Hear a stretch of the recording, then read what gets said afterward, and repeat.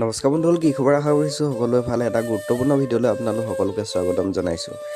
এইবাৰ বিহু মঞ্চত অনুষ্ঠান পৰিৱেশন নকৰে পাপন দায়ে। কি নক'লে তেওঁৰ মুখেৰে আপোনালোকে গোটেইখিনি কথা শুনি লওক। বিহু এবাৰ নোৱাৰিম কৰিব, এবাৰ এনেও পৰিস্থিতি পৰিৱেশো তেনেকুৱা, গতিকে এইবাৰ বিহুটো নহ'ব।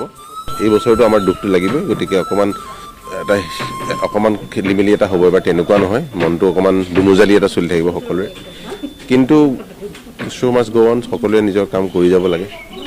এইটো কিবাকৈ মিলালোঁ আজি যামগৈ। আমাক চবকে উত্তৰটো লাগে, কি হৈছিল সেইখিনিহে জানিব বিচাৰিছে মানুহে, তাতকৈতো বেছি বিচৰা নাই।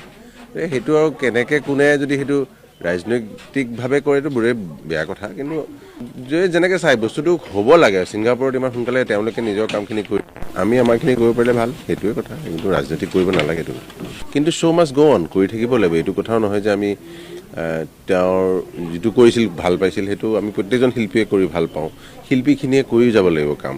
আৰু এখন দেশৰ এতিয়া ৰাজনৈতিক এইবোৰ কথাবোৰ বহুত ডাঙৰ ডাঙৰ লাগে, কিন্তু বহু যুগৰ পিছত যদি চাই, কিন্তু একচুৱেলি খুব দৰকাৰ সংস্কৃতিক যিটো আমাৰ ৰিপ্ৰেজেণ্টেশ্যন, আমাৰ যোনটো অসমীয়া মানুহৰ যিটো এটা আমাৰ স্বভাৱ, সেইটো আমি হেৰুৱাব নালাগে। আমি কালচাৰেলি যিটো আমাৰ ৰিপ্ৰেজেণ্টেশ্যন ৱৰ্ল্ডত, মানুহে কয় মোৰ এতিয়াও যে ইমান মিঠা ভাষা, ইমান মিঠা কথা, মিঠা খানা, সেইখিনি ৰাখিব লাগে। আমি অসমীয়া হৈ থাকিব লাগে।